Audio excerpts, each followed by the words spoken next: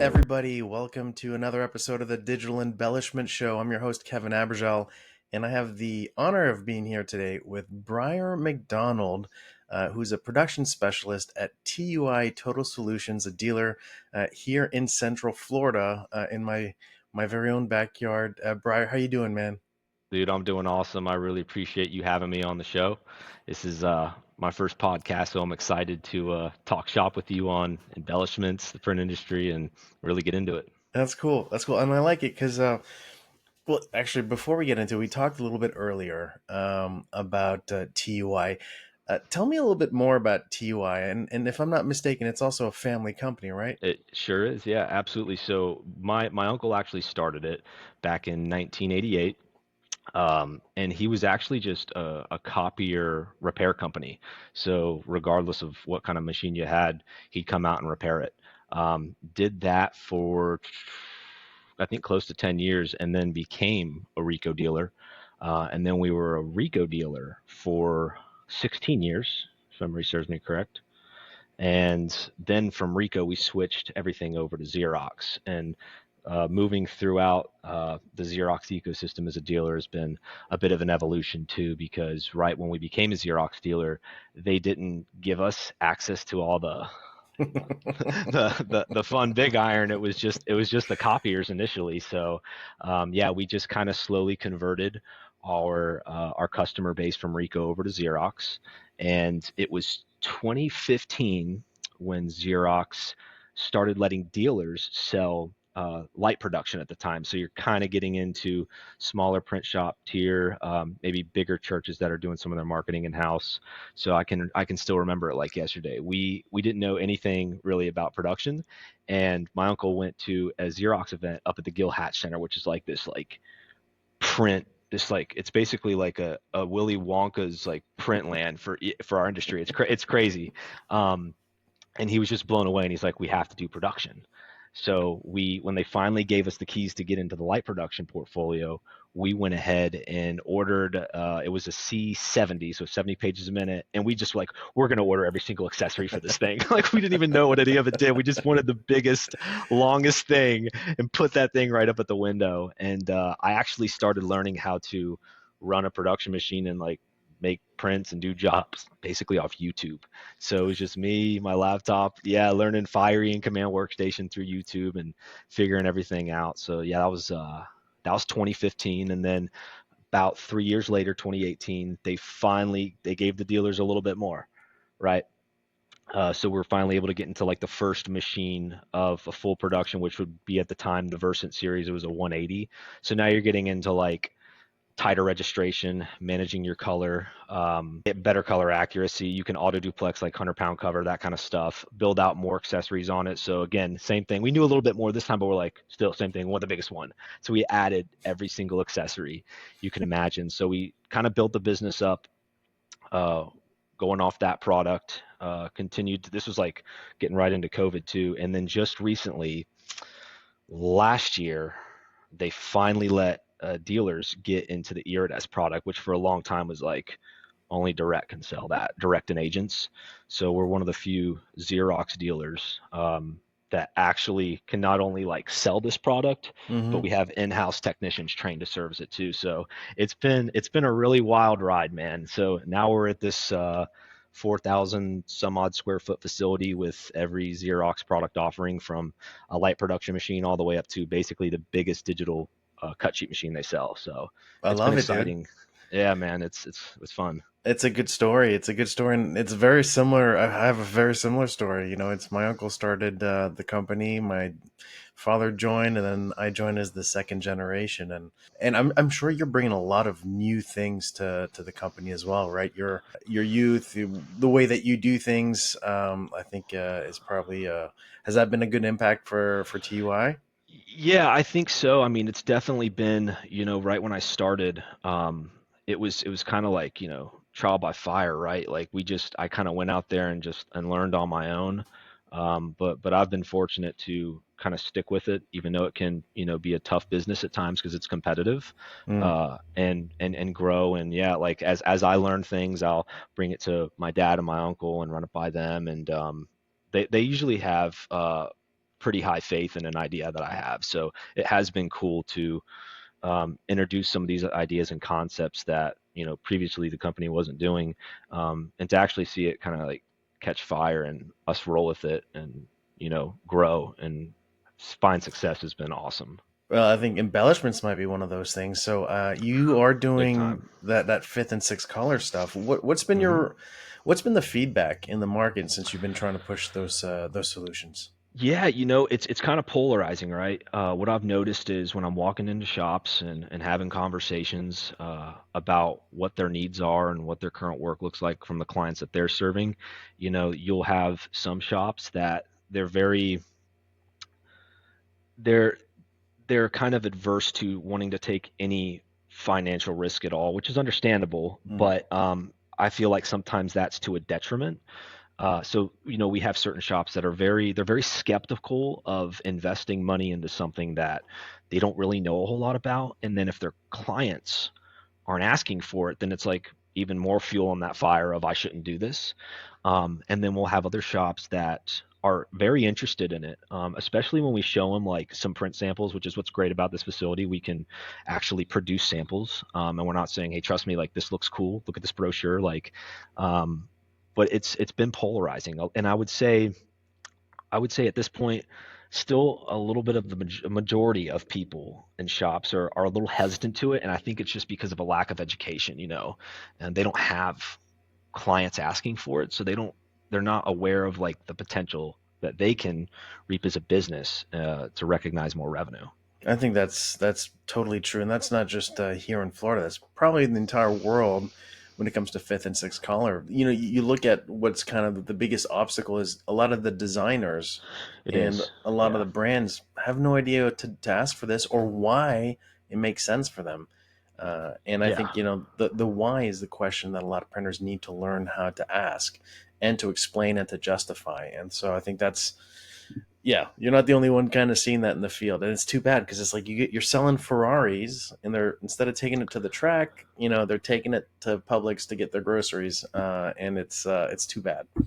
Yeah, we're actually it's funny you mentioned the designer. We're working an opportunity for Irides right now, and we actually had like one of their lead designers come in for the demo on the product. And when we're demoing the product, usually it's like showing them the UI of the machine, like showing them how papers are created and have profiling stocks and stuff. So it's not stuff that designers would typically, but in this case, like we need to show the designer what the machine can do, and then we have basically file preparation design guides. So it's like basically, are we going to sell this six color press without and educating the customer on how to design for it? So once we Right, showed the designer, she basically took the file design guide, like briefly looked through it, and she's like, "Oh, this is simple."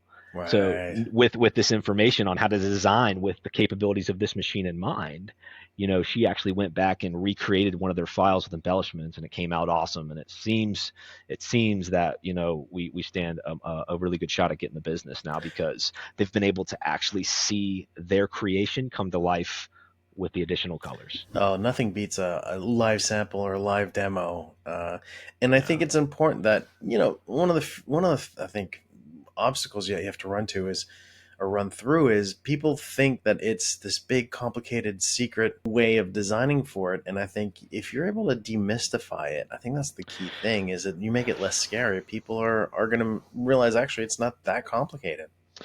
Yeah, I definitely do think there's a little intimidation within the market because it isn't quite as simple at this point as just like your client sends you a file, and if when I run it through my Fiery, a beautiful print comes out. There has to be intent with the design. Um, so I do see that as like a small bottleneck, but it definitely isn't like something that should to completely deter somebody from doing it at all. It's just something to take into consideration, and I think that's when the value of training and educating the staff on the possibilities of these colors really comes into play. To where it's not you're just like drop in a box and go. It's like you're partners in business with them to help them Right, realize a return on this investment. right. And I think it's funny you look at like the pink, for example, on the iridescent. How many people, probably think, hey, this is only to do pink color? And you're like, my So friend, like yeah. you could use pink to expand your gamut significantly and even automatically now. Yeah. It has nothing to Yeah. do with pink. So people, people still approach it from that way, thinking, well, I don't do many pink jobs. Like, Yeah, correct, correct. right, And I'm not a big pink guy, but I have to be honest. Like when I saw some of the fluorescent pink samples, I was like, that's actually pretty cool. yeah, Like I'm sure people can come up with some really cool ideas that can leverage and maximize the effect that has on the eyes. But to your point, yeah, that gamma extension is huge. And what's really exciting about that is pink's just the first one right now. There's going to be other colors that extend the gamut in other directions for to sure. make it a more versatile machine. So pink's just the tip of the iceberg, but it was really cool. I can remember when our fiery rep came in, he's like, he had this sheet and he's like, here's the colors you used to not be able to hit, and here you can hit them now. And it's like, Yeah, wow, this is like really, really, and it doesn't make like your new colors fluorescent. It's just, like you said, it expands the gamut and makes it yeah, a more capable print engine. uh, And like you said, it's not something that you have to like design for, right? right, right. So that's a great example, man. Yeah, the pink's great, and I'm sure with the Home Depot orange and the Florida Gators stuff, you could probably do some pretty nice looking pieces. Hey, some of those drafts of the tickets, right, with Yeah, with the image, I was like, maybe pink, maybe pink on some of these. Like we might have to. So it's funny, like pink is actually the one housing and color we didn't buy for this. We're going to go ahead and buy it. right, But yeah, when we were buying the first irideses, we were like figuring out like we didn't have the same mindset that we did now, right? With like right. really, really, really pushing it. We're just like, what are the most popular embellishment Yeah, colors? We're like, silver and gold sound cool. We'll do that. yeah, But now we're like, yeah, we kind of want them all. for Like sure. there's a And white, space. There's a space for all of them. we did a study. White is by far the number one Really? used ink with people who are using fifth and sixth colors, because it allows you to do a lot of different things like printing on obviously colored papers, but Sure. transparencies. If you want to do Hmm. transparent stuff, you want to do two Yeah. sided transparencies. So being able to put that Yeah. white on the first layer, then CMYK on top of it, was the number one selling color based on our study last year.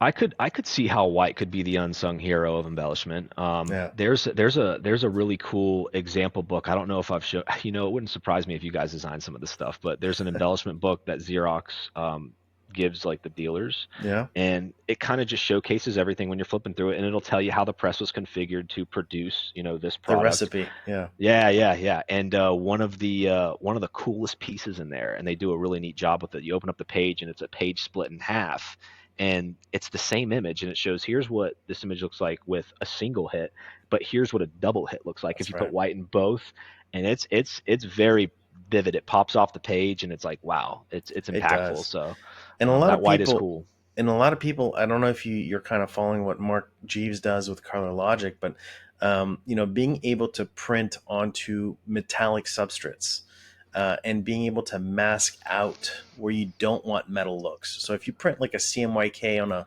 metallic substrate, all the CMYK is going to look metallized. But if you shoot a white first Oh and wow. mask out where you don't want it to look metallic, you can do some spectacular stuff on foil board, for example, on that Yeah. iridescent.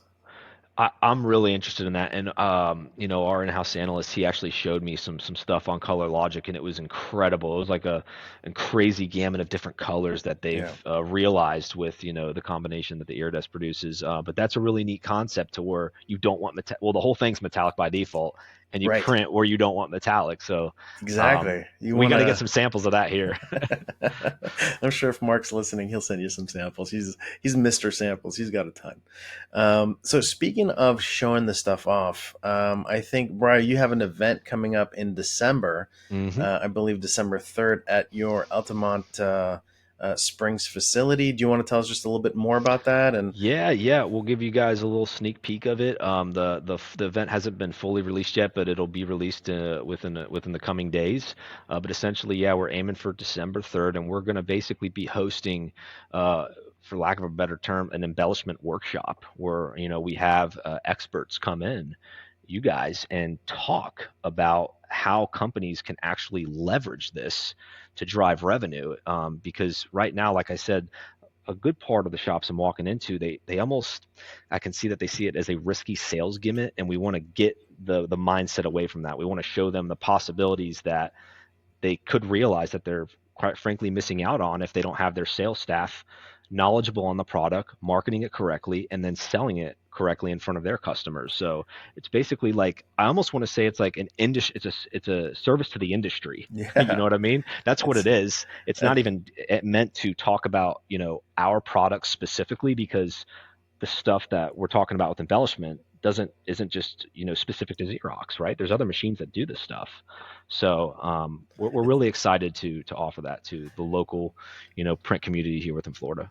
it's the demystifying event, right? You're making it. Yeah, yeah, it's the public service of demystifying the scary investment of embellishment printing. Yeah, That's for awesome, dude. sure. I love it. So I love the URL that you set up for this event. So if people want to know more about this event or in the Florida area, want to come by and see and sit in on some of the demystifying sessions we're going to be holding with you, where can they go? It's going to be standout.or missout.com. I love that. Um, we're gonna, do a pretty big email campaign to shoot this out there. We're also going to be hand walking physical invitations to a lot of shops here in Central Florida. I'm sure we're going to be doing some LinkedIn advertising of this event as well. So there's going to be a few different ways people are going to be receiving events to this. But yeah, if you want to see it, standoutormissout.com. That website and for this event will be up within a week. Very cool. Very cool. So standoutormissout.com. If you guys are in Florida, we'd love to see you. Come on down and let's learn about embellishments together. Listen, Bryar, thank you for phenomenal conversations. If Absolutely, somebody man. wants to know more about TUI Total Solutions, and by the way, what does TUI stand for? Okay, so it actually stands for Technicians Unlimited Incorporated.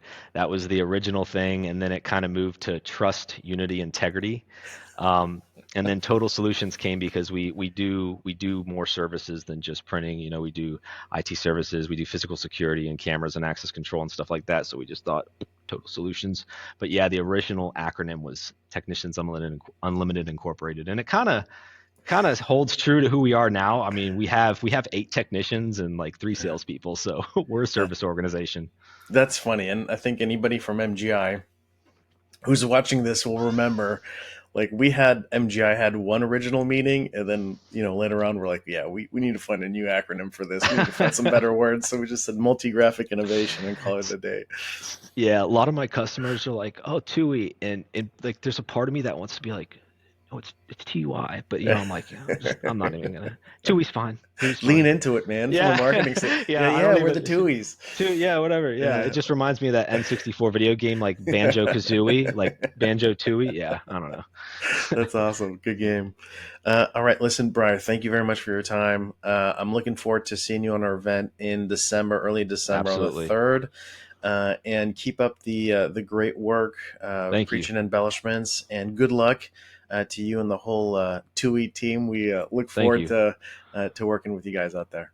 Likewise, man. I really appreciate you having me on the show, and I'm looking forward to the event. Can't wait. Very cool. Thanks again.